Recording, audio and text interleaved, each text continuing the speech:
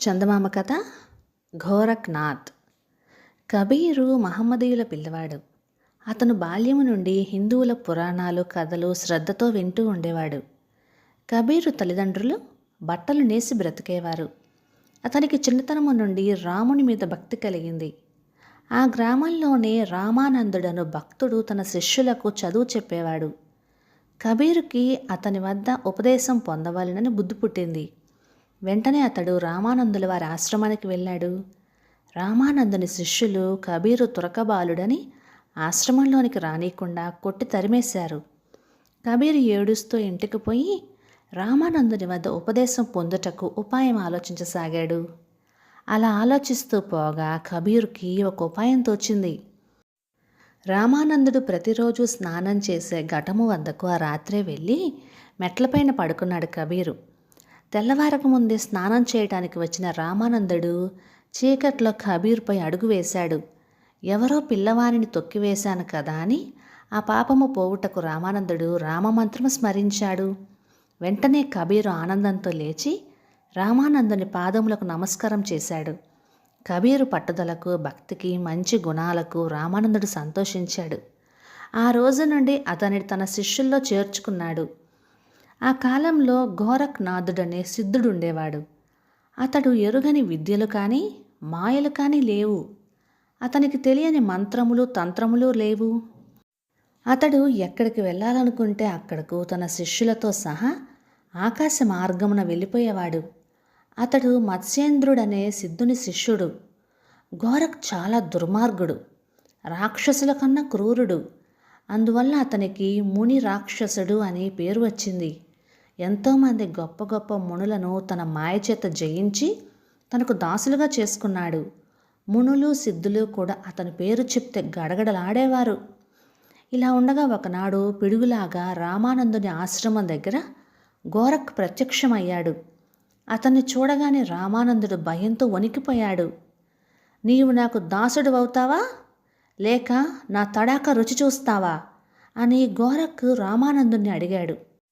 దాసున్నే అని రామానందుడు అనబోయేలోగా కబీర్ ఎక్కడి నుంచో పరుగు పరుగున వచ్చి అడ్డుపడి గురువుగారితో మీరు చూస్తూ ఉండండి, వీడి పని నేను పడతాను అన్నాడు. ఈ మాటలు వినగానే ఘోరక్ మండిపడ్డాడు. 10 సంవత్సరాల పిల్లబాలుడు తన్నెదిరించడమా? కబీర్ సాహసం చూసి రామానందుడు కూడా తన ప్రాణాల మీదకి వస్తుందేమోనని భయపడ్డాడు. కబీరుని మందలించాడు కూడా. కబీర్ ఒప్పుకోలేదు. ఘోరక్ చేత మీకు ఈవేళ నమస్కారం చేయిస్తాను అన్నాడు. ఘోరక్ కోపంతో జై మత్స్యేంద్రనాథ్ అని అరిచి తలలో నుంచి జడను ఒకటి పీకి నేలకేసి కొట్టాడు. వెంటనే అది ఒక మహారాక్షసిగా మారి నోరు తెరుచుకొని కబీర్ పైకి వెళ్ళింది. కబీర్ జంకు లేకుండా ఒక గడ్డిపోచను తీసి రామమంత్రము స్మరించి జై రామానంద్ అని ఆ రాక్షసిపై వేశాడు.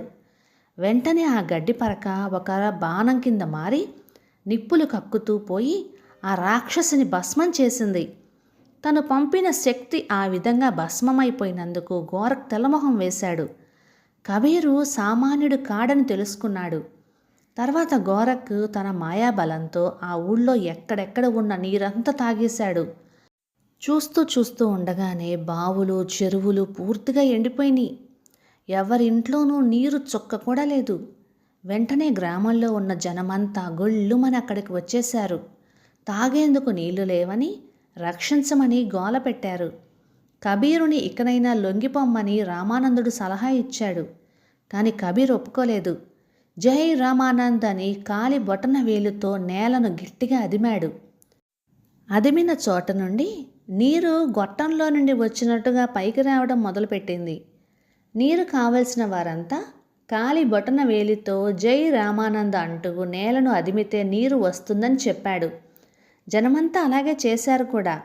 ఎక్కడ అదిమితే అక్కడ నీరు పైకి వస్తోంది. ఇది చూసేసరికి ఘోరక్కు గుండె దడ పట్టుకుంది. ఇంకో మాయ ప్రయోగిద్దామని ఘోరక్ చెయ్యి ఎత్తాడు.